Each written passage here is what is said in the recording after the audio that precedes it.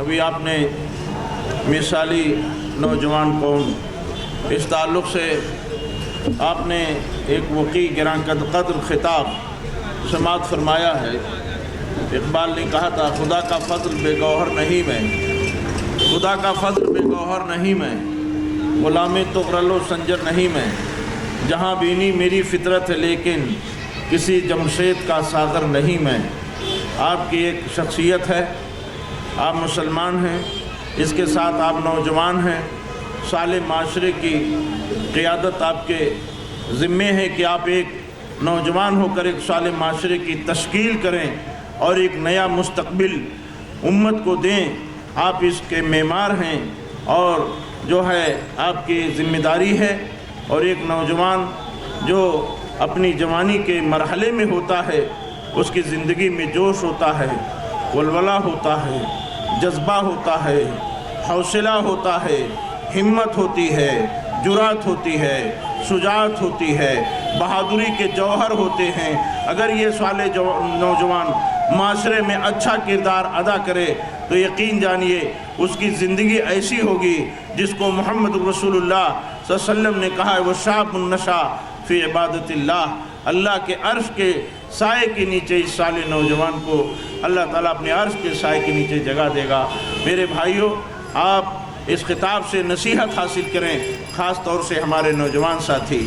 میرے بھائیوں اور بزرگوں، اب میں آپ حضرات بہت دیر سے منتظر ہیں، ہمارے انتہائی معزز اور موقر خطیب فاضل گرامی جناب ابو زید ضمیر صاحب حفظہ اللہ تعالی، جو مسلسل الحمدللہ آپ کے دروس اور محاضرات بمبئی، اکناف و اطراف اور پورے ہندوستان میں ہوتے ہیں۔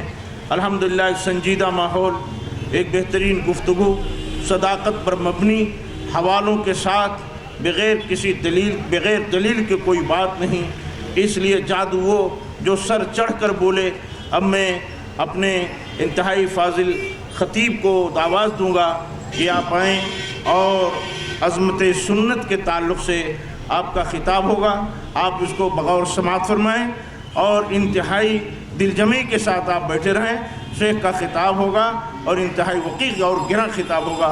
میں دعوت دوں گا فاضل گرامی کو، آپ تشریف لائیں، اپنے خطاب سے سامعین کو محسوس فرمائیں۔ آپ کا عنوان ہے عظمت سنت۔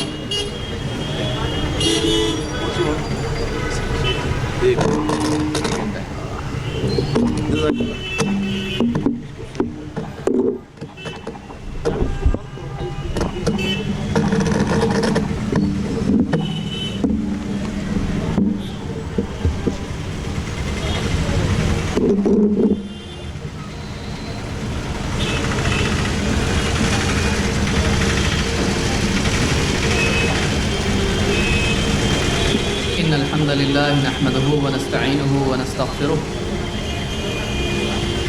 ونعوذ بالله من شرور أنفسنا ومن سيئات أعمالنا، من يهده الله فلا مضل له ومن يضلل فلا هادي له، وأشهد أن لا إله إلا الله وحده لا شريك له، وأشهد أن محمدا عبده ورسوله، أما بعد،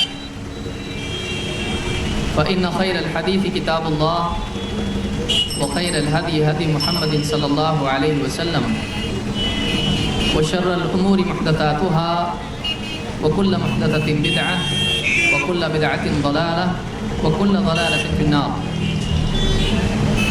قال الله تبارك وتعالى قل إن كنتم تحبون الله فاتبعوني يحببكم الله ويغفر لكم ذنوبكم والله غفور رحيم۔ قل اطیعوا اللہ والرسول فإن تولوا فإن اللہ لا يحب الكافرین۔ میرے محترم دینی بھائیوں اور قابل احترام ماں اور بہنوں، اللہ رب العالمین نے محمد رسول اللہ صلی اللہ علیہ وسلم کے قول اور عمل دونوں کو انسانیت کے لیے ہدایت اور رہنمائی بنایا ہے۔ جو باتیں اللہ کے نبی صلی اللہ علیہ وسلم نے کہی ہیں، محمد صلی اللہ علیہ وسلم نے جو بھی باتیں کہی ہیں، ان باتوں میں انسانیت کی ہدایت ہے، رہبری ہے، گائیڈنس ہے۔ اور محمد صلی اللہ علیہ وسلم جہاں باتوں کے اعتبار سے رہنما ہیں، وہی آپ کی عملی زندگی، پریکٹیکل لائف اگر آپ دیکھیں تو آپ کی عملی زندگی بھی ساری انسانیت کے لیے ہدایت اور سیدھا راستہ بتانے والی زندگی ہے۔ ایک اچھا انسان کیسا ہونا چاہیے؟ ایک ایسا انسان جو ساری انسانیت کے لیے بھلا ہو، ایک ایسا انسان جو اپنے مالک کا وفادار ہو، ایسا انسان جس کی زندگی اپنے پیدا کرنے والے کے حکم کے تابع ہو، اس کی مرضی کے مطابق ہو۔ اگر ایسی زندگی اور ایسی شخصیت تلاش کرنا ہے تو محمد صلی اللہ علیہ وسلم اس کی سب سے بہترین مثال ہے۔ اللہ رب العالمین نے قرآن کریم میں کئی جگہوں پر ساری انسانیت سے اس بات کا مطالبہ کیا ہے، ساری انسانیت کو اس بات کا حکم دیا ہے کہ وہ اپنے رہنما محمد صلی اللہ علیہ وسلم کے قول اور عمل دونوں کو اختیار کریں۔ ایک جگہ اللہ تعالیٰ نے ان دونوں باتوں کو جمع کیا ہے۔ سورہ آل عمران میں اللہ تعالیٰ فرماتا ہے قُلْ إِن كُنتُمْ تُحِبُّونَ اللَّهَ فَاتَّبِعُونِي يُحْبِبْكُمُ اللَّهُ، اے نبی آپ لوگوں سے کہہ دیجئے کہ اگر واقعی تم اللہ سے محبت کرتے ہو تو میری اتباع کرو، میری پیروی کرو، مجھ کو فالو کرو، اللہ تعالیٰ بھی تم سے محبت کرے گا۔ وَيَغْفِرْ لَكُمْ ذُنُوبَكُمْ، اور اتنا ہی نہیں بلکہ اللہ تمہارے سارے گناہوں کی مغفرت بھی کرے گا۔ وَيَغْفِرْ لَكُمْ ذُنُوبَكُمْ وَاللَّهُ غَفُورٌ رَحِيمٌ، اور اللہ تعالیٰ بہت ہی مغفرت کرنے والا، بہت رحم فرمانے والا ہے۔ پھر اللہ تعالیٰ نے فرمایا قُلْ أَطِيعُوا اللَّهَ وَالرَّسُولَ، اے نبی آپ یہ بھی کہیے کہ اللہ کی فرما برداری کرو، اللہ کی بات مانو اور اس کے رسول محمد صلی اللہ علیہ وسلم کی بات مانو۔ فَإِن تَوَلَّوْا، لیکن اگر وہ اس بات کا ماننے سے انکار کر دیتے ہیں، اگر وہ منہ پھیر کے نکل جاتے ہیں، فَإِنَّ اللَّهَ لَا يُحِبُّ الْكَافِرِينَ، تو اللہ تعالیٰ انکار کرنے والوں سے محبت نہیں کرتا ہے۔ یہ سورہ آل عمران کی آیت نمبر 31 اور 32 ہے۔ ان دو آیتوں میں اللہ تعالیٰ نے دو بنیادی باتیں انسان کے لیے بیان کی ہیں۔ حسن بصری رحمۃ اللہ علیہ فرماتے ہیں زعم قوم انہم یحبون اللہ، کہ بعض لوگوں نے اس بات کا دعویٰ کیا کہ انہم یحبون اللہ، کہ وہ اللہ سے محبت کرتے ہیں، تو ابتلاہم اللہ تعالی بہذہ الآیہ، اللہ تعالیٰ نے اس آیت سے ان کا امتحان کیا۔ اللہ تعالیٰ نے اس آیت کو ان کے لیے امتحان بنا دیا، کسوٹی بنا دیا، جس کی بنیاد پر معلوم کیا جائے، جس کی بنیاد پر ہر انسان کی حقیقت سب کے سامنے آ جائے کہ واقعی وہ اللہ سے محبت کرتا ہے کہ نہیں کرتا ہے۔ حسن بصری رحمۃ اللہ علیہ تابعین میں سے ہیں، کہتے ہیں کہ بعض لوگوں نے جب اس بات کا دعویٰ کیا کہ ہم اللہ سے بہت محبت کرتے ہیں، یہودی اس بات کا دعویٰ کرتے تھے کہ ہم اللہ کے محبوب ہیں اور ہم اللہ کی نعوذ باللہ اولاد ہیں۔ عیسائیوں کا اپنا دعویٰ تھا کہ ہم اللہ سے محبت کرتے ہیں، لہٰذا بہت مجاہدے وہ کرتے تھے، ایسے مجاہدے کرتے تھے کہ عام آدمی ایسے مجاہدے، ایسی سٹرگل نہیں کر سکتا ہے۔ لیکن کسی انسان کا بہت زیادہ عمل کر دینا یہ اس کے اچھا ہونے یا اس کے کامیاب ہونے کی دلیل نہیں ہے، بلکہ دلیل یہ ہے کہ ایک آدمی وہ عمل کرے جو واقعی صحیح عمل ہے۔ ایک آدمی بہت کچھ کرتا ہے، بہت زیادہ کوئی کام کرنے سے آدمی صحیح یا اچھا نہیں ہو جاتا ہے۔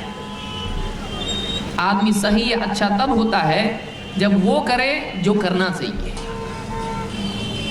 اس آیت میں اللہ تعالیٰ نے انسانیت کو امتحان میں ڈال دیا ہے، ان لوگوں کو خاص طور سے جو اس بات کا دعویٰ کرتے ہیں کہ ہم اللہ سے بہت محبت کرتے ہیں، اللہ کی محبت ہمارے دلوں میں۔ ٹھیک ہے، اللہ کی محبت آپ کے دل میں ہے، آپ کی زندگی میں اس کا اثر کہاں؟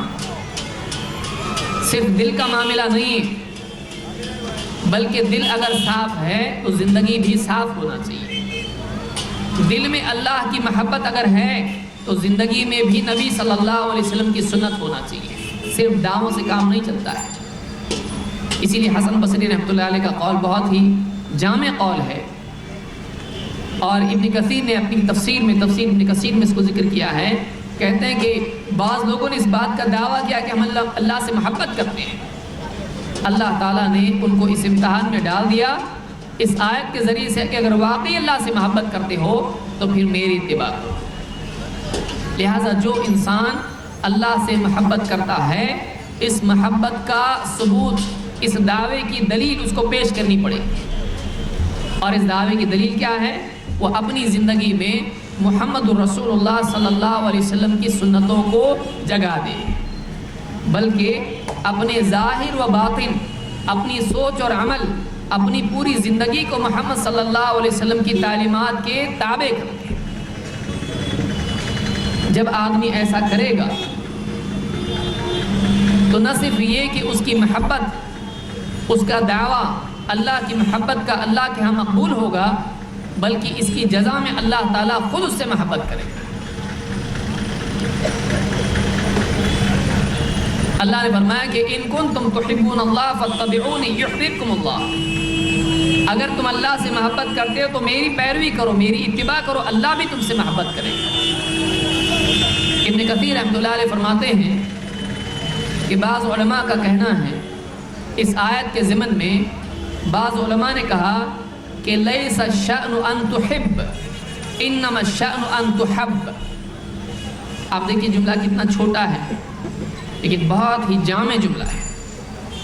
لیس الشأن ان تحب انما الشأن ان تحب، بڑی بات یہ نہیں ہے کہ تو اللہ سے محبت کرے، بڑی بات یہ نہیں ہے، اصل بات یہ نہیں ہے، اونچی بات یہ نہیں ہے کہ تو اللہ سے محبت کرنے والا بنے، بڑی بات، اونچی بات، اصل بات یہ ہے، کمال یہ ہے اللہ تجھ سے محبت کرنے والا۔ ورنہ اللہ سے محبت کرنے والے کتنے ہیں جن کی محبت اللہ قبول نہیں کرتا ہے، لیکن یہ کہ ایک بندہ اللہ سے محبت کرے، اس کی محبت اللہ کے نزدیک سچی ثابت ہو جائے اور اس کے بدلے میں خود اللہ بھی اس سے محبت کرنے والا ہو جائے، یہ واقعی انسان کی شان اور انسان کا کمال ہے، یہ اس کی محبت کے سچا ہونے کی دلیل ہے۔ تو کہتے ہیں کہ لیس الشأن ان تحب، بڑی بات یہ نہیں کہ تو اللہ سے محبت کرنے والا ہو، بڑی بات یہ ہے انما الشأن ان تحب، بڑی بات اور اصل بات اور شأن اور کمال یہ ہے کہ اللہ تجھ سے محبت کرنے لگ جائے۔ کیونکہ ایک آدمی زندگی بھر اللہ سے محبت کرے اور اللہ اس سے نفرت رکھتا ہو، اللہ اس سے ناراض ہو، اللہ کو بندہ پسند نہ ہو، اس کی زندگی میں ایسی چیزیں ہوں کہ اللہ اس سے نفرت رکھتا ہو، چاہیے اللہ سے محبت رکھے، تو ایسا آدمی اپنی زندگی میں بھی اور اپنی زندگی کے خاتمے پر ناکام اور نامراد اور آخرت میں جہنم میں جانے والا انسان ہے۔ اللہ کی محبت کیسے حاصل کی جائے؟ آدمی کیا کرے کہ اللہ انسان سے محبت کرنے لگے؟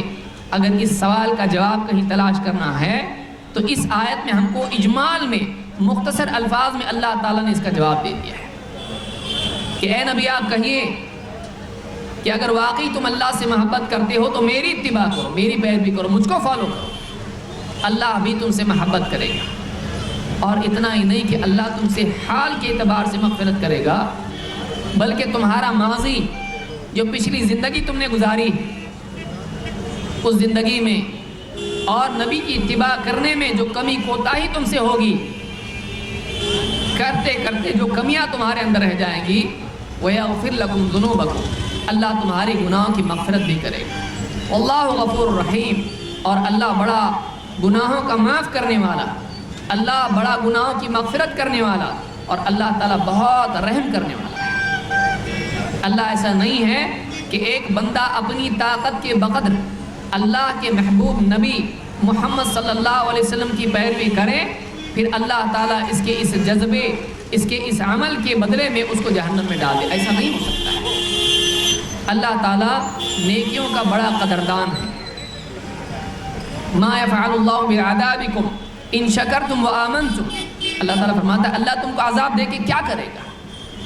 اگر تم واقعی اللہ کا شکر کرنے والے بن جاؤ، اللہ پر ایمان رکھنے والے ہو جاؤ، اللہ کیا کرے گا تم کو عذاب دے کر؟ اللہ کا مقصود عذاب دینا نہیں ہے، عذاب برائیوں کی سزا ہے، مقصود عذاب دینا نہیں ہے۔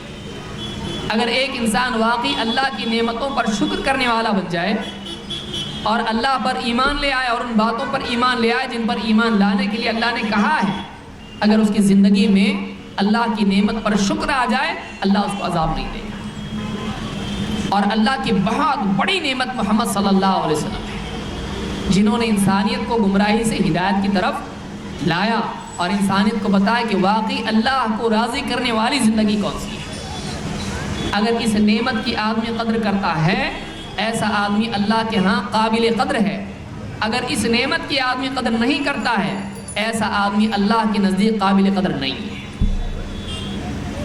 اللہ نے فرمایا تم میری اتباع کرو، نبی سے کہلوایا اس بات کو، تم میری اتباع کرو، اللہ بھی تم سے محبت کرے گا اور تمہارے گناہوں کی مغفرت کرے گا۔ اللہ بڑا مغفرت کرنے والا، رحم فرمانے والا ہے۔ پہلی آیت میں اللہ تعالیٰ نے بتایا کہ اللہ سے واقعی محبت کرنے والا کون؟ جواب ہے اللہ سے واقعی محبت کے دعویٰ کرنے والا، سچا دعویٰ کرنے والا وہ ہے جس کی زندگی میں محمد صلی اللہ علیہ وسلم کی سنتوں کی اتباع ہو۔ اللہ کس سے محبت کرتا ہے؟ اگر اس کا جواب تلاش کرنا ہو، واقعی اللہ کے نزدیک محبوب کون انسان ہے؟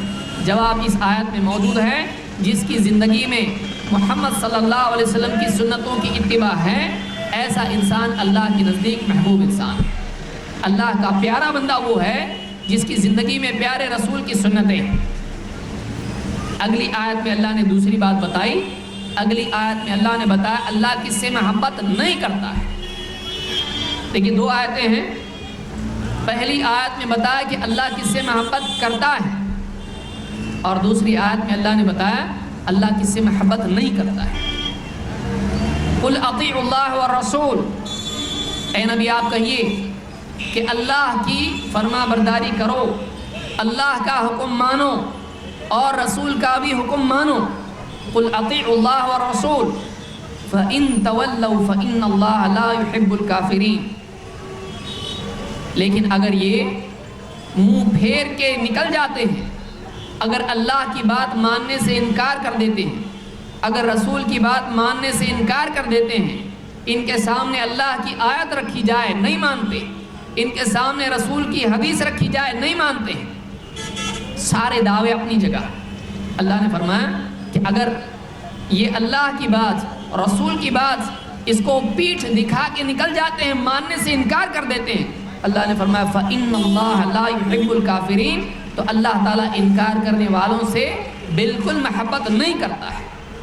وہ آدمی اللہ کا محبوب ہو ہی نہیں سکتا ہے جو اللہ اور اس کے رسول کی بات کو ماننے سے انکار کرے۔ وہ آدمی جس کے سامنے اللہ کی آیات اور نبی کریم صلی اللہ علیہ وسلم کی حدیثیں رکھی جائیں،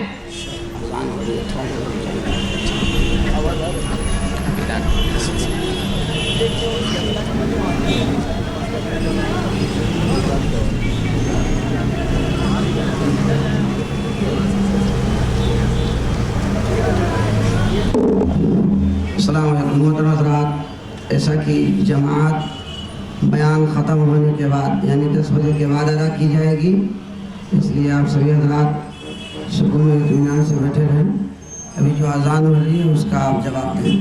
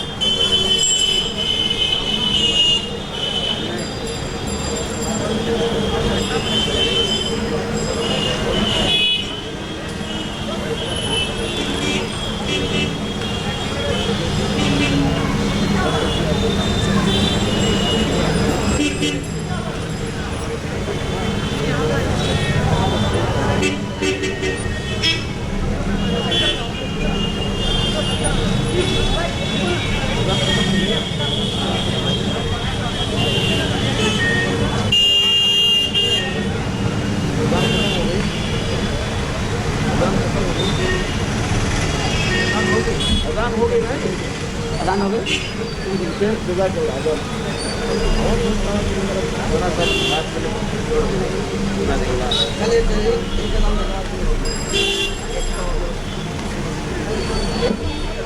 اطیعوا اللہ والرسول فإن تولوا فإن اللہ لا يحب الکافرین۔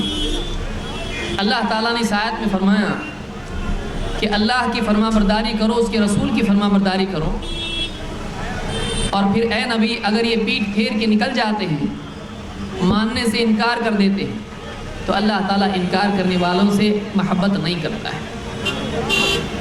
لہٰذا ایک انسان کو چاہیے کہ وہ دونوں اعتبار سے کوشش کرے۔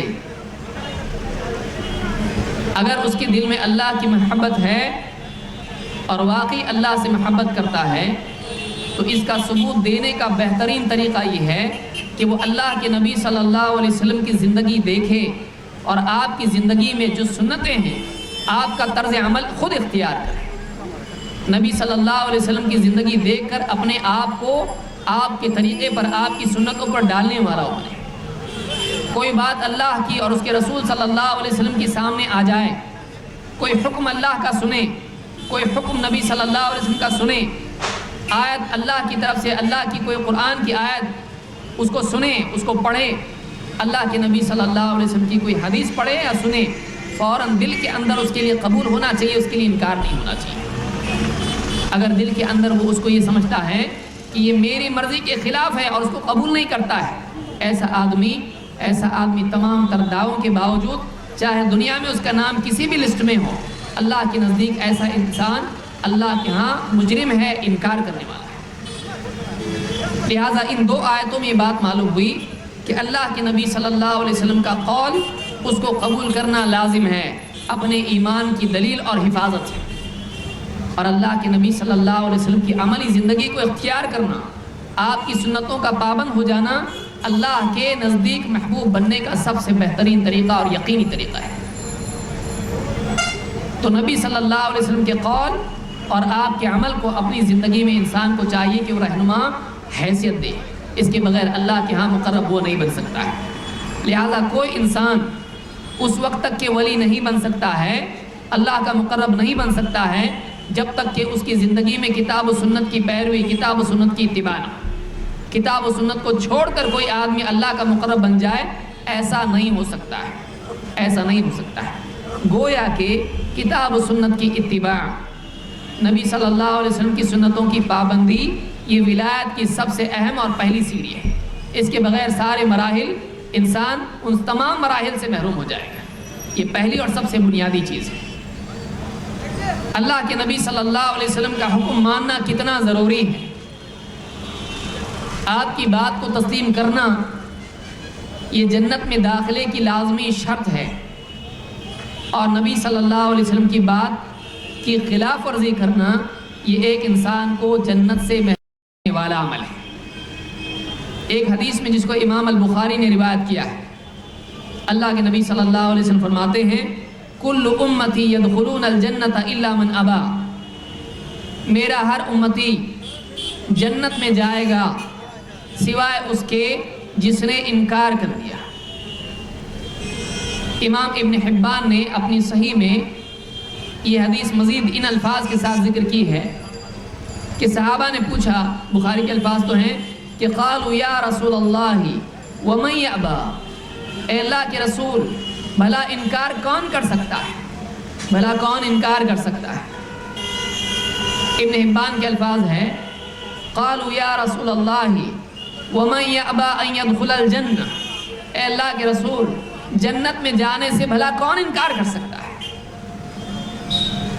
کوئی عقل مند آدمی ہو سکتا ہے جو کہے مجھے جنت میں نہیں جانا ہے۔ ہر آدمی ایمان والا، عقل مند، جو واقعی جنت پر ایمان رکھتا ہے، جنت کی عظمت اس کے دل میں ہے، جنت کی نعمتوں کی طلب اس کے دل میں ہے، واقعی وہ جانتا ہے جنت میں کیا ہے، اس کی آرزویں، اس کی تمنائیں جنت سے جڑی ہوئی ہوں، کبھی زندگی میں بھول کے وہ یہ نہیں کہہ سکتا ہے کہ مجھ کو جنت میں نہیں جانا ہے۔ صحابہ کو بڑا تعجب ہوا، کہا اے اللہ کے رسول کون آدمی ہے جو جنت میں جانے سے انکار کرے گا؟ لیکن ایک انکار ہوتا ہے زبان سے اور ایک انکار ہوتا ہے عمل سے۔ اللہ کے نبی صلی اللہ علیہ وسلم نے فرمایا من اطاعنی دخل الجنہ ومن عصانی فقد ابا، جس نے میری فرما برداری کی وہ جنت میں جائے گا۔ جس نے میری فرما برداری کی، جس نے میری بات مانی، جس نے میرا حکم مانا وہ جنت میں جائے گا، اور جس نے میری نافرمانی کی، جس نے میرے حکموں کو توڑا فقد ابا، یہ ایسا آدمی جس نے انکار کیا، جس نے اپنے عمل سے اس بات کا ثبوت دیا ہے کہ مجھ کو جنت میں نہیں جانا ہے۔ کیوں؟ اس لیے کہ اگر اس کو واقعی جنت میں جانا ہوتا تو میری بات مانتا، کیونکہ میری بات مانے بغیر جنت میں جا نہیں سکتے ہیں۔ اس حدیث کو امام البخاری نے روایت کیا ہے۔ اس حدیث سے بات معلوم ہوتی ہے کہ نبی کریم صلی اللہ علیہ وسلم کی بات کے خلاف کرنا جنت سے محرومی کا راستہ ہے، اور اللہ کے نبی صلی اللہ علیہ وسلم کی بات ماننا جنت میں جانے کا راستہ ہے۔ لہٰذا جب بھی کسی مسلمان کے سامنے اللہ کے رسول صلی اللہ علیہ وسلم کی بات آ جائے، اس کو چاہیے کہ اس کو قبول کر لے، اس کا انکار نہ کرے۔ مسلک کی بنیاد پر، فرقے کی بنیاد پر، خاندان کی بنیاد پر، کسی اور بنیاد پر کسی انسان کا اللہ کے رسول صلی اللہ علیہ وسلم کی بات ماننے میں پیچھے ہٹنا، یہ اس کے ایمان میں عیب پیدا کر دیتا ہے۔ واقعی جو انسان محمد رسول اللہ صلی اللہ علیہ وسلم سے محبت کرتا ہے اور آپ کو اللہ کا رسول، اللہ کا نبی مانتا ہے، اور آپ صلی اللہ علیہ وسلم کو حقیقی رہنما مانتا ہے، سارے اماموں کا امام مانتا ہے، سارے نبیوں کا سردار مانتا ہے، بنی آدم کا سید مانتا ہے، افضل البشر اور خیر البشر مانتا ہے، آپ صلی اللہ علیہ وسلم کو بہترین رہنما اگر تسلیم کرتا ہے، پھر آپ کی بات سامنے آ جانے کے بعد کوئی مسلمان واقعی آپ کی بات سے پیٹ پھیر کے واپس نہیں جائے گا۔ یہ کسوٹی ہے، یہ ایمان کی آزمائش ہے، یہ ایمان کی دلیل ہے کہ اس کی زندگی میں نبی صلی اللہ علیہ وسلم کا حکم اور آپ کی اتباع۔ اللہ تعالیٰ نے آپسی اختلافات کے سلسلے میں اللہ کے رسول صلی اللہ علیہ وسلم کو فیصل بنایا۔ اللہ تعالیٰ فرماتا ہے یا ایھا الذین آمنوا اطیعوا اللہ واطیعوا الرسول وَأُولِي الْأَمْرِ مِنْكُمْ، اے ایمان والو اللہ کی فرما برداری کرو، اللہ کے رسول کی فرما برداری کرو، اور ان کی بھی جو تم میں معاملے کا اختیار دیے گئے ہیں۔ فَإِن تَنَازَعْتُمْ فِي شَيْءٍ فَرُدُّوهُ إِلَى اللَّهِ وَرَسُولِهِ، پھر اگر آپس میں تم میں کسی چیز میں اختلاف ہو جائے تو اس معاملے کو، اس اختلاف کو اللہ اور اس کے رسول کی طرف واپس پھیر دو۔ إِن كُنتُمْ تُؤْمِنُونَ بِاللَّهِ وَالْيَوْمِ الْآخِرِ، اگر واقعی تم اللہ اور آخرت کے دن پر ایمان رکھتے ہو۔ ذَلِكَ خَيْرٌ وَأَحْسَنُ تَأْوِيلًا، یہ خیر ہے، یہی بھلائی ہے، اسی میں بھلائی ہے۔ وَأَحْسَنُ تَأْوِيلًا، اور انجام کے اعتبار سے سب سے بہتر بات یہی ہے۔ اگر تم میں آپس میں کسی چیز میں اختلاف ہو جائے، چاہے وہ اختلاف دینی ہو، چاہے وہ اختلاف عقیدے میں ہو، چاہے وہ اختلاف فقہی مسائل میں ہو، چاہے وہ اختلاف آپسی جھگڑوں میں ہو، جائیداد کا مسئلہ ہے، نکاح کا مسئلہ ہے، زمین کا مسئلہ، بٹوارے کا مسئلہ، کوئی بھی مسئلہ ہو، فَإِن تَنَازَعْتُمْ فِي شَيْءٍ فَرُدُّوهُ إِلَى اللَّهِ وَالرَّسُولِ، اگر تمہیں آپس میں کسی چیز میں اختلاف ہو جائے تو اس اختلاف کو، اس معاملے کو اللہ اور اس کے رسول کی طرف پھیر دو۔ کیوں؟ اگر واقعی تم اللہ اور آخرت پر ایمان رکھتے ہو، اگر تمہارا دعویٰ ہے، اگر تم واقعی اللہ پر اور آخرت پر ایمان رکھتے ہو، اگر ایمان والے ہو، تو اس بات کی دلیل تم کو دینی پڑے گی۔ واقعی ایمان والا کون ہے؟ واقعی ایمان والے لوگ وہ ہیں کہ جب آپس میں کسی بات میں اختلاف ہوتا ہے تو اللہ اور اس کے رسول کی طرف معاملے کو پھیر دیتے ہیں، وہاں سے جو فیصلہ آئے گا ہم لیں گے۔ یہ نہیں کہ ہمارے باپ دادا یوں کہتے ہیں، ہمارے فلاں صاحب یوں کہتے ہیں، میرا دل یہ کہتا ہے، ہمارا سماج یہ کہتا ہے، یہ دلیل نہیں ہے، یہ دلیل نہیں ہے۔ اللہ نے فرمایا کہ اگر واقعی تم اللہ اور آخرت پر ایمان رکھتے ہو تو تم کو چاہیے کہ آپس کے جھگڑوں کو، آپس کے اختلافات کو اللہ اور اس کے رسول کے پاس پیش کرو، وہاں سے جو فیصلہ آئے گا تم کو ماننا پڑے گا۔ اللہ کی طرف پھیرو، قرآن کی طرف پھیرو، رسول کی طرف پھیرو، سنت کی طرف پھیرو۔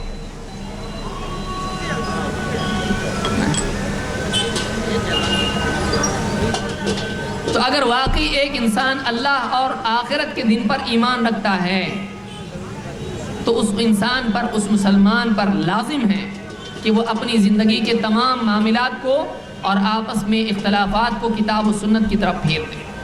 سنت کا یہ مقام ہے کہ اگر آدمی ایسا نہیں کرتا ہے تو اپنے ایمان کو مشکوک بنا رہا ہے، اور اگر آدمی ایسا کرتا ہے تو وہ اپنے مومن ہونے کی دلیل دے رہا ہے۔ اللہ کے نبی صلی اللہ علیہ وسلم فرماتے، اور ایک آیت میں خود اللہ تعالیٰ نے فرمایا کہ وَمَا كَانَ لِمُؤْمِنٍ وَلَا مُؤْمِنَةٍ إِذَا قَضَى اللَّهُ وَرَسُولُهُ أَمْرًا أَن يَكُونَ لَهُمُ الْخِيَرَةُ مِنْ أَمْرِهِمْ وَمَن يَعْصِ اللَّهَ وَرَسُولَهُ فَقَدْ ضَلَّ ضَلَالًا مُبِينًا۔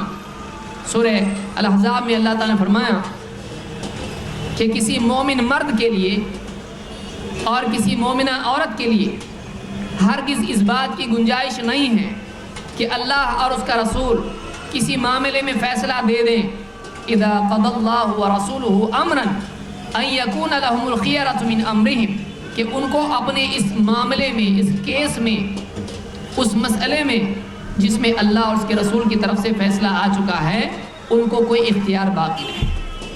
اللہ نے فیصلہ دے دیا، رسول نے فیصلہ دے دیا، اللہ اور اس کے رسول کے فیصلے کے آ جانے کے بعد آدمیوں کہے کہ نہیں میرا دل تو یوں کہتا ہے، میں ایسا نہیں کروں گا، میں ایسا کروں گا، مجھے تو یہ زیادہ صحیح لگتا ہے، ہم تو ایسا کریں گے۔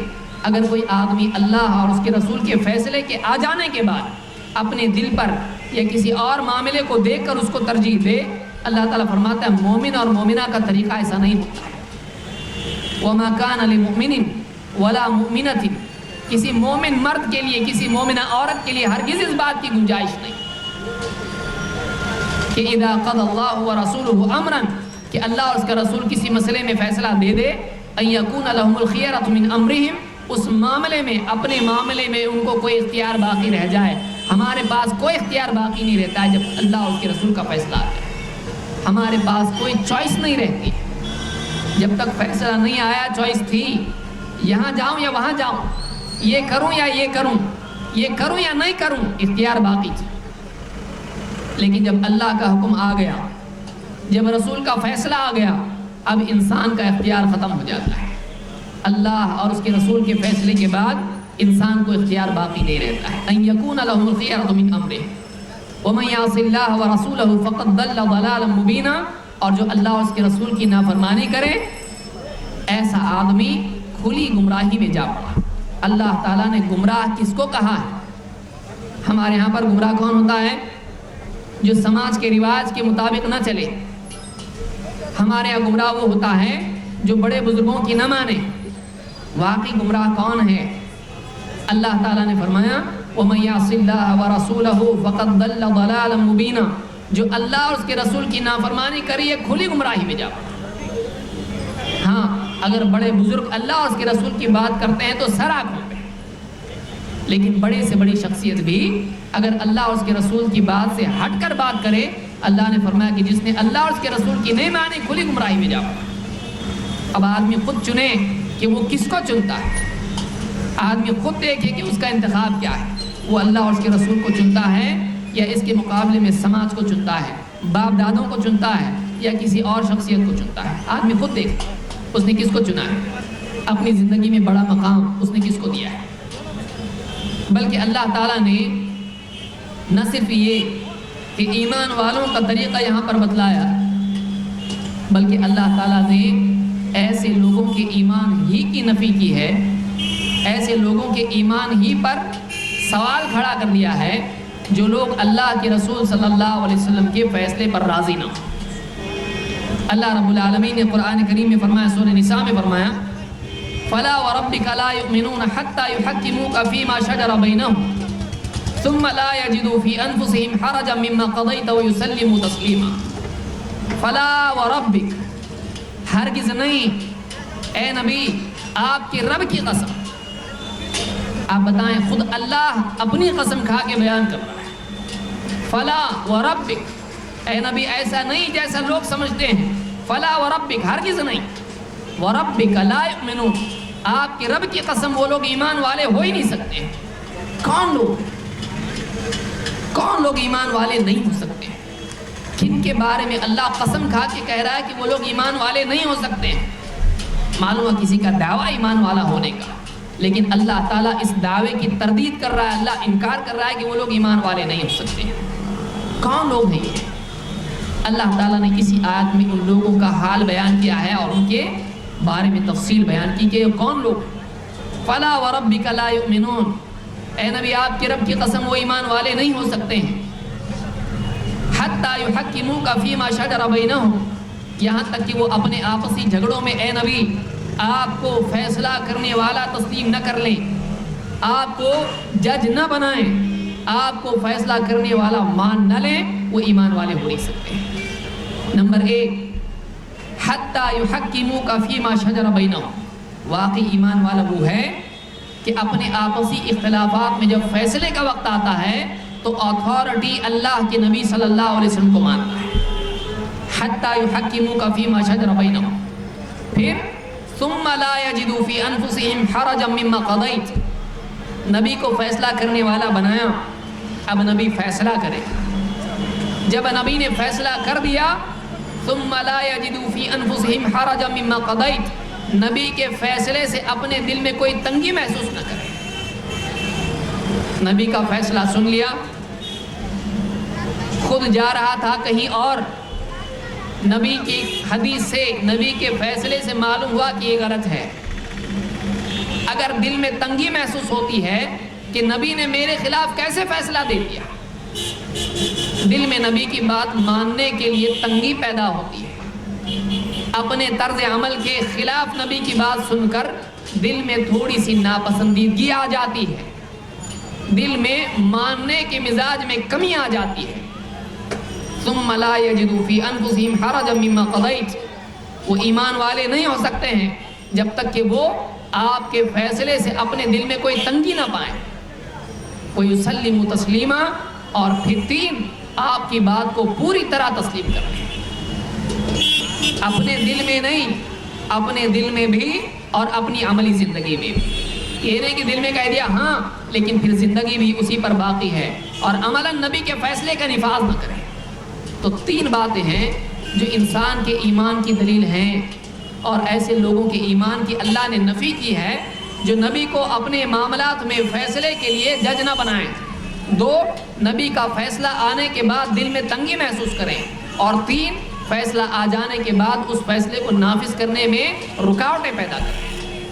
نبی کے فیصلے کے خلاف اس فیصلے میں رکاوٹ پیدا کرنے والے کے بارے میں اللہ نے فرمایا فَلَا وَرَبِّكَ لَا يُؤْمِنُونَ، آپ کے رب کی قسم، وہ آپ کے رب کی قسم وہ لوگ ایمان والے نہیں ہو سکتے۔ اللہ تعالیٰ اس بات سے ہم سب کی حفاظت فرمائے۔ ہمارے بعض بھائی بعض اوقات حدیث سامنے رکھی جاتی ہے، تھوڑی تنگی محسوس کرتے ہیں، قبول نہیں کرتے ہیں، اس میں روڑے لاتے ہیں، کسی نہ کسی طرح سے حدیث کو رد کرنے کے لیے تأویل یا اس حدیث کی تضعیف کی طرف چلے جاتے ہیں۔ یہ ایمان کی کمزوری کی علامت ہے۔ اللہ تعالیٰ ہم کو صحیح ایمان عطا فرمائے کہ اللہ اور اس کے رسول کی بات جب بھی ہمارے سامنے آ جائے فوراً ہم اس کو قبول کرنے والے بنیں، دل میں کسی قسم کی کوئی رکاوٹ ہمارے پیدا نہ ہو۔ اس آیت میں اللہ تعالیٰ نے ایمان کی نفی کی ان لوگوں کی جو رسول کو جج نہ بنائیں، فیصلہ تسلیم نہ کریں اور دل میں تنگی محسوس کریں اور فیصلہ ہو جانے کے بعد اس میں رکاوٹیں پیدا کریں۔ یہی بات ابن کثیر نے تفسیر ابن کثیر میں کہی۔ اللہ کے نبی صلی اللہ علیہ وسلم نے قیامت تک کے لیے ہدایت کے لیے ضمانت اس بات میں رکھی ہے، اور آپ نے امت کو اس بات کی ضمانت دی ہے کہ جو آدمی کتاب و سنت کی پیروی کرے گا وہ گمراہی سے بچے گا۔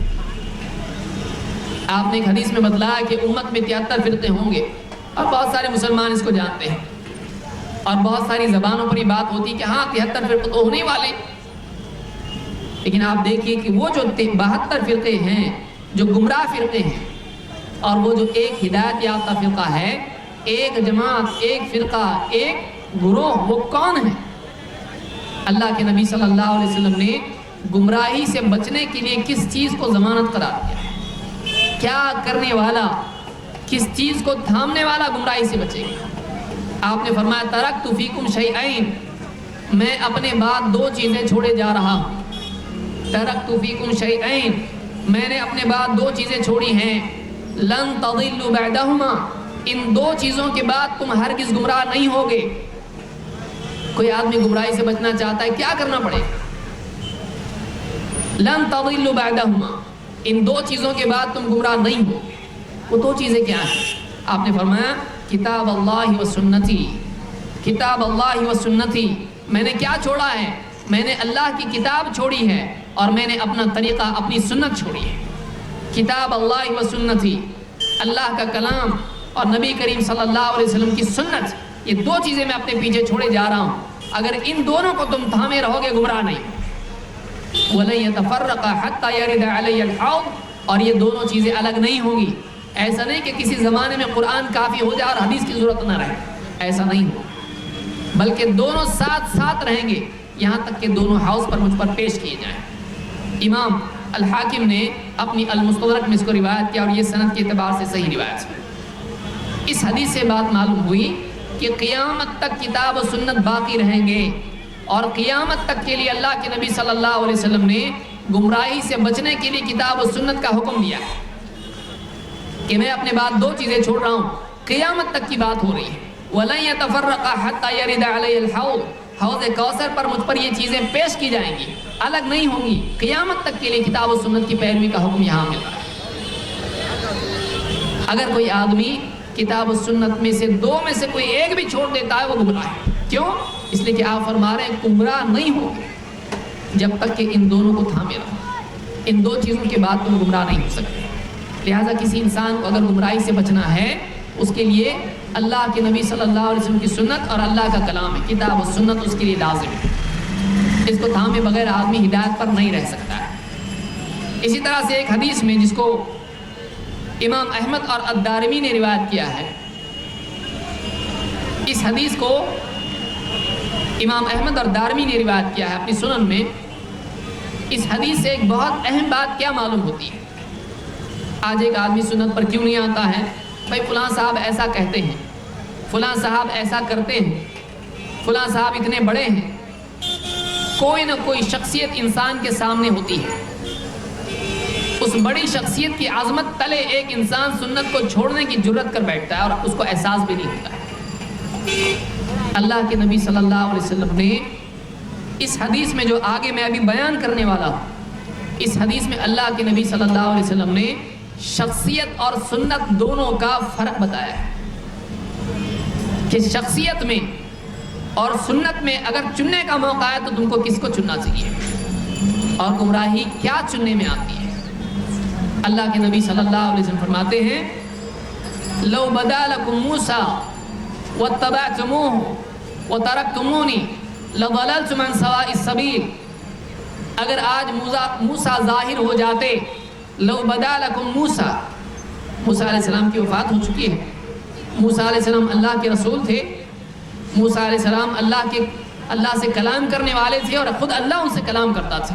اتنے عظمت والے جن کے مقابلے میں فرعون جیسا بادشاہ ہے تو اللہ تعالیٰ نے اس کو اس کے پورے لشکر کے ساتھ غرق کر دیا اور ایک عصا کے ذریعے سے اللہ تعالیٰ نے ان کو دریا میں راستہ ان کے لیے بنایا اور کیا نہیں دیا، آسمان سے من و سلوہ، اور ان کے لیے کئی نعمتیں اللہ تعالیٰ نے نازل کی، کئی معاملات میں ان کی اللہ نے مدد کی. ایسا بڑا رسول. لو بدا لکم موسیٰ، اگر موسیٰ بھی ظاہر ہو جاتے، واتبعتموہ وترکتمونی، اور تم ان کی پیروی کرنے لگ جاتے، ان کی اتباع کرنے لگ جاتے اور مجھے چھوڑ دیتے، لضللتم عن سواء السبیل، تو تم صراط مستقیم سے بھٹک جاتے. نبی صلی اللہ علیہ وسلم کی موجودگی میں، آپ کی سنت کی موجودگی میں اگر ایک انسان موسیٰ علیہ السلام کی شریعت کی پیروی کرنے لگ جاتا ہے، محمد رسول اللہ صلی اللہ علیہ وسلم کی شریعت موجود ہے، آپ کی سنت موجود ہے، آپ کا طریقہ سامنے ہے، آپ کی بات سامنے ہے، اور آپ کی بات کے مقابلے میں اگر ایک آدمی موسیٰ علیہ السلام کی سنت اختیار کرتا ہے، موسیٰ علیہ السلام کا طریقہ اپناتا ہے، موسیٰ علیہ السلام کی شریعت اپناتا ہے، آپ نے فرمایا کہ تم صراط مستقیم سے بھٹک جاتے ہیں اگر تم ایسا کرتے. وَلَوْ كَانَ مُوسَى حَيًّا وَأَدْرَكَ نُبُوَّتِي مَا حَلَّ لَهُ إِلَّا أَن يَتَّبِعَنِي. آپ نے فرمایا لو کان موسیٰ حیًّا بین اظہرکم، ایک روایت میں بھی الفاظ کہ اگر موسیٰ علیہ السلام تمہارے درمیان اگر آج موجود ہوتے، اگر زندہ ہوتے آج تمہارے سامنے، ما حل لہ الا ان یتبعنی، ان کے لیے بھی میری سنت کی پیروی کے سوا اور کوئی طریقہ حلال نہیں ہوتا۔ آپ سوچئے موسیٰ علیہ السلام کے لیے بھی نبی صلی اللہ علیہ وسلم کی سنت پر عمل کرنا لازم ہوتا، سنت کا یہ مقام ہے۔ اور ایک مسلمان اگر محمد عربی صلی اللہ علیہ وسلم کی سنت کے مقابلے میں اللہ کے رسول موسیٰ علیہ السلام کی پیروی کرنے لگ جاتا ہے، ایسا آدمی گمراہ ہے۔ تو معلوم ہوا کہ سنت کے مقابلے میں بڑی سے بڑی شخصیت بھی ہو، اللہ کے نزدیک اس شخصیت کی اتباع کرنے میں آدمی نجات نہیں پائے گا۔ نجات اگر ہے تو وہ سنت ہی کی اتباع ہے، نجات اگر ہے تو وہ اتباع سنت میں ہے۔ صحابہ کے سلسلے میں کیا منہج تھا؟ صحابہ کے نزدیک اپنی چاہت، اپنی عقل، اپنے تجربے کے مقابلے میں اللہ کی نبی صلی اللہ علیہ وسلم کی سنت فیصلے کا فیصل مقام رکھتی تھی کہ میرا دل یوں کہتا ہے نہیں، میرا خواب، میرا خیال، میرے جذبات، میرا سماج، یہ ساری چیزیں جتنی بھی ہیں، میرے اصول، میرا اپنا ڈسپلن، میری ہر چیز، اس کے مقابلے میں صحابہ اللہ کے نبی صلی اللہ علیہ وسلم کی سنت اور آپ کے طریقے کو فضیل اہمیت دیا کرتے تھے اور اس کو زیادہ تسلیم کرتے تھے، اپنی بات چھوڑ کے نبی صلی اللہ علیہ وسلم کی بات کو لے لیا کرتے تھے۔ عمر بن خطاب رضی اللہ تعالیٰ عنہ ایک مرتبہ حجر اسود کے پاس آئے، وہ پتھر جو کعبہ میں لگا ہوا ہے۔ عبداللہ بن عمر رضی اللہ تعالیٰ عنہ کے بارے میں روایت میں ہے، عمر رضی اللہ عنہ کے بارے میں روایت میں ہے کہ انہ جاء الی الحجر الاسود، وہ حجر اسود کے پاس آئے، اس پتھر کے پاس جو کعبہ میں لگا ہوا ہے، اور فقال انی اعلم انک حجر لا تضر ولا تنفع، میں جانتا ہوں تو ایک پتھر ہے، تو نقصان بھی نہیں دیتا ہے، تو فائدہ بھی نہیں پہنچا سکتا ہے۔ انی اعلم انک حجر لا تضر ولا تنفع، میں اچھی طرح جانتا ہوں تو بس ایک پتھر ہے، کعبہ میں لگا ہے لیکن تو پتھر ہے، تو نقصان بھی نہیں پہنچا سکتا، تو فائدہ بھی نہیں پہنچا سکتا، فائدہ نقصان تیرے بس میں نہیں۔ تو ولولا انی رأیت النبی صلی اللہ علیہ وسلم یقبلک ما قبلت، اگر میں نے اللہ کے نبی صلی اللہ علیہ وسلم کو نہ دیکھا ہوتا کہ تجھے چوم رہے ہیں، میں کبھی تجھے نہیں چومتا۔ جو آدمی حج کو جاتا ہے، کعبے کا طواف کرتا ہے، وہ آدمی حجر اسود کو چومتا ہے، حجر اسود جاتا ہے۔ لیکن عمر رضی اللہ تعالیٰ عنہ کیا کہہ رہے ہیں؟ اگرچہ وہ پتھر کعبہ میں لگا ہوا ہے، اس کی اپنی ایک عظمت ہے، لیکن کہہ رہے ہیں کہ تو نہ فائدہ پہنچا سکتا ہے نہ نقصان، فائدہ نقصان تیرے اندر نہیں ہے۔ کسی کی تقدیر بنا دے، بگڑی بنا دے، تیرے اندر وہ طاقت نہیں ہے۔ کسی کو نقصان پہنچا دے، کسی کو بیمار کر دے، کسی کو موت دے دے، کسی کو پریشان کر دے، کسی کے رزق میں تنگی دے دے، تیرے بس میں نہیں ہے۔ انی اعلم انک حجر لا تضر ولا تنفع، میں جانتا ہوں تو ایک پتھر ہے، تو نقصان یا نفع نہیں دے سکتا۔ صحابہ میں ایسا نہیں تھا کہ خواہ مخواہ کسی بھی پتھر، کسی بھی چیز کو عظمت کا مقام دے دیں اور اس کے آگے گر پڑیں، صحابہ ایسے نہیں تھے۔ وہ اللہ سے مسائل کے حل کی امید رکھا کرتے تھے، ان کا عقیدہ یہ تھا کہ نفع نقصان پہنچانے والا اللہ ہے، زندگی موت، شفا، بیماری، پریشانی، آسانی، کامیابی، ناکامی، خوشی، غم، ہر چیز کا مالک اللہ تعالیٰ ہے۔ اللہ کی طرف سے حالات آتے ہیں، اللہ کی طرف سے آسانیاں آتی ہیں۔ صحابہ کا عقیدہ ہے، کہا کہ تو پتھر ہے، تو نقصان بھی نہیں پہنچا سکتا، تو فائدہ بھی نہیں پہنچا سکتا۔ کہاں لگا پتھر؟ کعبہ میں۔ لیکن اس کے بارے میں حضرت عمر کہہ رہے ہیں تو نقصان و نفع نہیں دے سکتا، پھر کیوں چوم رہا ہوں تجھ کو؟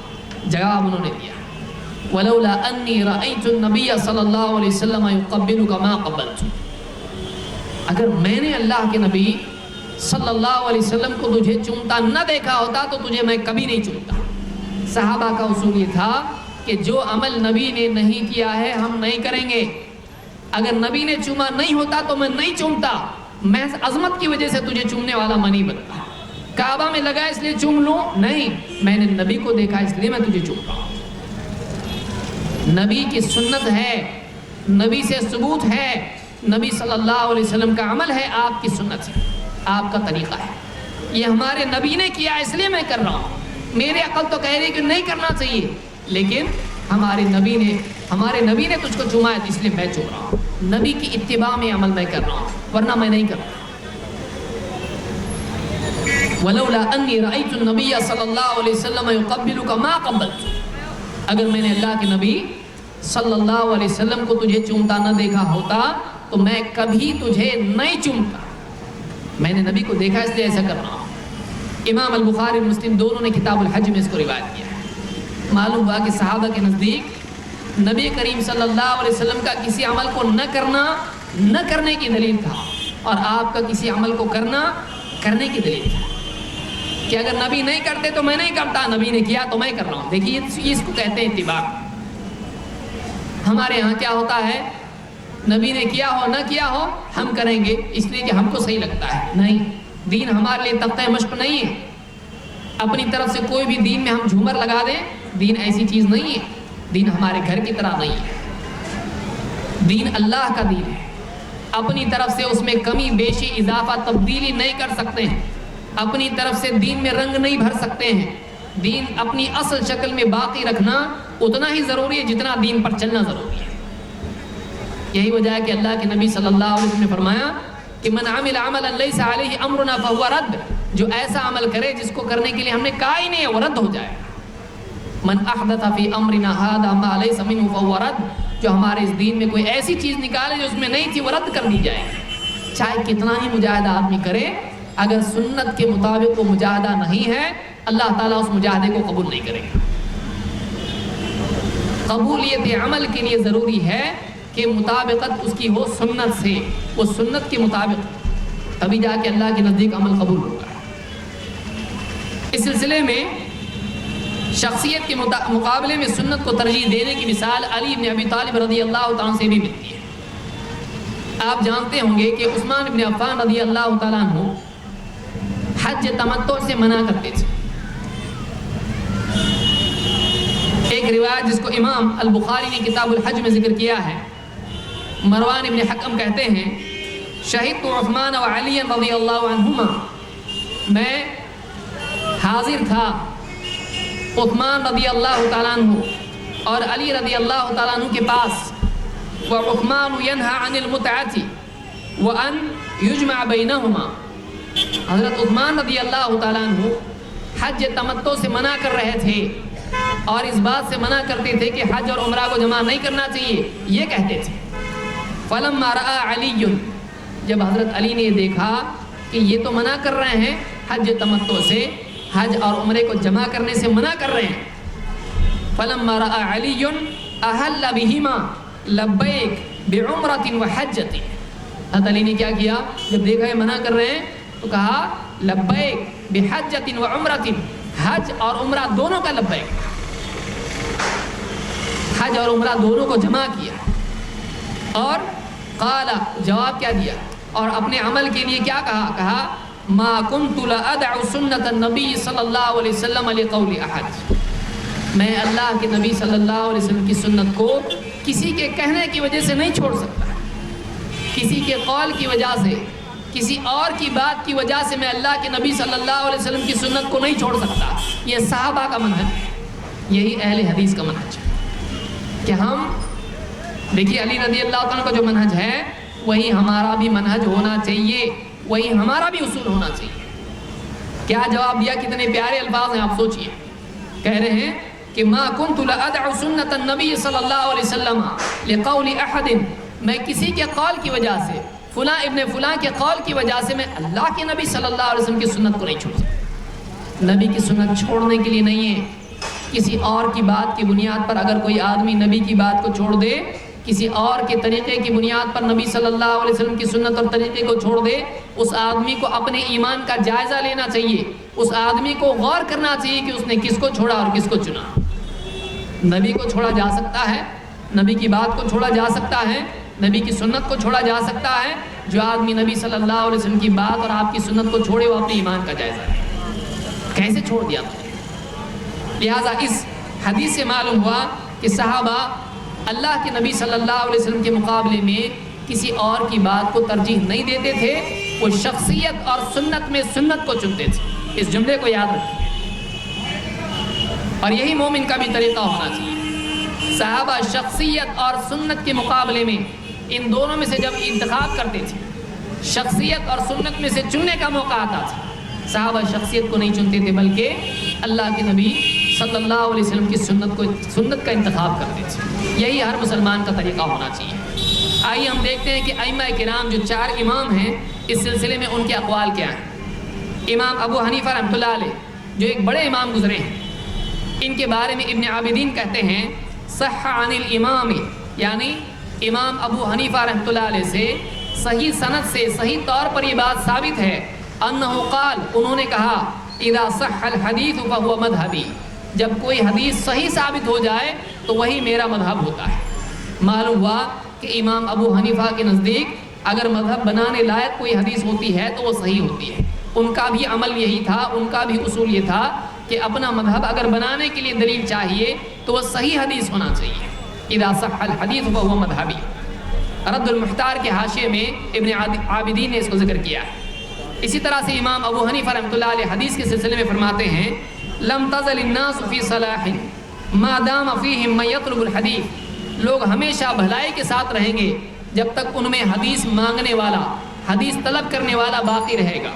فَإِذَا طَلَبُوا الْعِلْمَ بِلَا حَدِيثٍ فَسَدُوا، جب وہ حدیث کے بغیر علم حاصل کرنا شروع کر دیں گے، جب وہ علم کو بغیر حدیث کے حاصل کرنے لگیں گے، ان میں بگاڑ آ جائے گا۔ تو بگاڑ کب آتا ہے؟ جب آدمی فلاں اور فلاں کی باتوں کو جمع کرنے لگتا ہے لیکن یہ نہیں دیکھتا ہے کہ فلاں کی باتیں حدیث کے مطابق ہے یا نہیں۔ اگر وہ اقوال کو نبی صلی اللہ علیہ وسلم کی سنت کے ساتھ جمع نہیں کرتا تو ایسا آدمی اس میں بگاڑ آ جاتا ہے، اس کے اپنے دین میں بھی بگاڑ آتا ہے اور سماج میں بھی بگاڑ آتا ہے۔ یہی دعوت اہل حدیث کی ہے کہ احادیث کو حاصل کیا جائے اور پھر اس کے تابع جو اقوال اہل علم کے ہیں ان میں غور کیا جائے، ان کو قبول کیا جائے۔ اس کو المستخرج علی المستدرک میں علامہ عراقی نے ذکر کیا ہے۔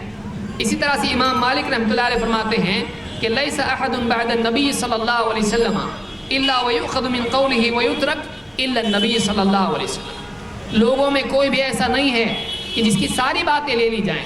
ہر ایک کا حال یہ ہے کہ اس کی کوئی بات لینے کی ہوتی ہے، کوئی بات چھوڑنے کی ہوتی ہے، سوائے اللہ کے نبی صلی اللہ علیہ وسلم۔ نبی کی بات کوئی لے کوئی چھوڑے، یہ مسلمان کا طریقہ نہیں ہے۔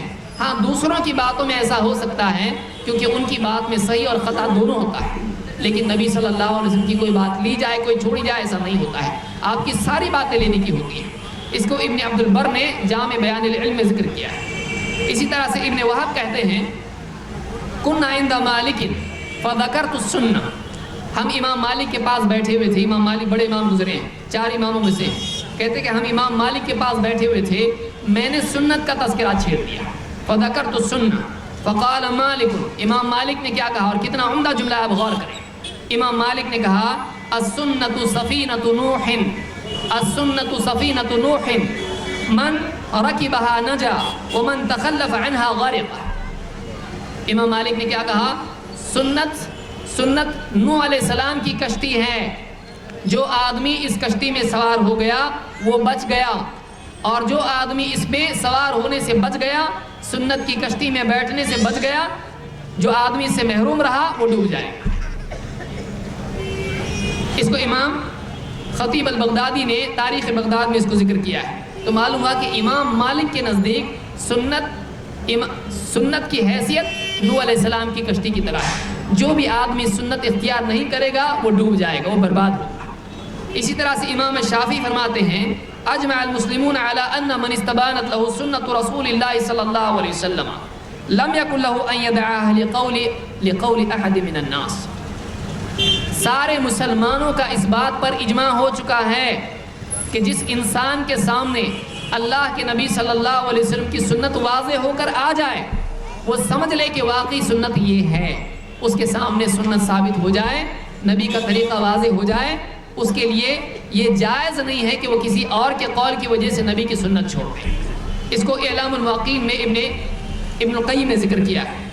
اسی طرح سے امام احمد ابن حنبل رحمۃ اللہ علیہ نے اس بارے میں بہت سارے اقوال ان کے ہیں، ان میں سے ایک بات جو آخری بات میں ذکر کروں گا، ایک مشہور حدیث اللہ کے نبی صلی اللہ علیہ وسلم کی ہے کہ میری امت میں ایک جماعت ہمیشہ قائم رہے گی، جو حق پر قائم رہے گی، غالب رہے گی، اس کا ساتھ چھوڑنے والے، اس کی مخالفت کرنے والے اس کو کبھی نقصان نہیں پہنچا پائیں گے، وہ اسی طرح سے غالب رہیں گے یہاں تک کہ قیامت آ جائے گی۔ بخاری وغیرہ میں حدیث موجود ہے۔ اس حدیث کی شرح میں، اس حدیث کے ضمن میں امام احمد کیا فرماتے ہیں؟ امام النووی نے اپنی شرح مسلم میں یہ بات کہی ہے، کہتے ہیں وقال احمد بن حنبل ان لم يكونوا اہل الحدیث فلا ادری من هم۔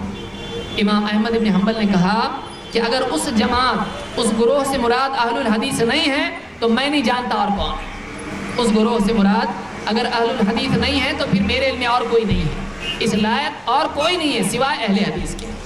قاضی عیاض امام نووی کہتے ہیں قال القاضی عیاض، قاضی عیاض بڑے علماء میں سے گزرے ہیں، کہتے ہیں قاضی عیاض کہتے ہیں انما اراد احمد اہل السنت والجماعہ ومن يعتقد مذهب اہل الحدیث، کہتے ہیں کہ امام احمد کی مراد اس قول سے کہ میرے نزدیک وہ ایک جماعت جو قیامت تک حق پر قائم رہے گی، کہتے ہیں کہ امام احمد کے قول کا مطلب یہ ہے کہ وہ اہل سنت والجماعت ہیں، اور وہ لوگ جن کا عقیدہ اہل حدیث کے مطابق ہے، جن کا مذہب اور اعتقاد اہل حدیث کا۔ دیکھیے الفاظ کیا ہیں، وَمَن يَعْتَقِدُ مَذْهَبَ أَهْلِ الْحَدِيثِ، جس کا اعتقاد مذہب اہل حدیث کے مطابق ہو۔ اس کو امام النووی نے شرح مسلم میں ذکر کیا ہے، عمدۃ القاری میں علامہ عینی نے ذکر کیا ہے، اسی طرح سے فتح الباری میں ابن حجر نے بھی ذکر کیا ہے۔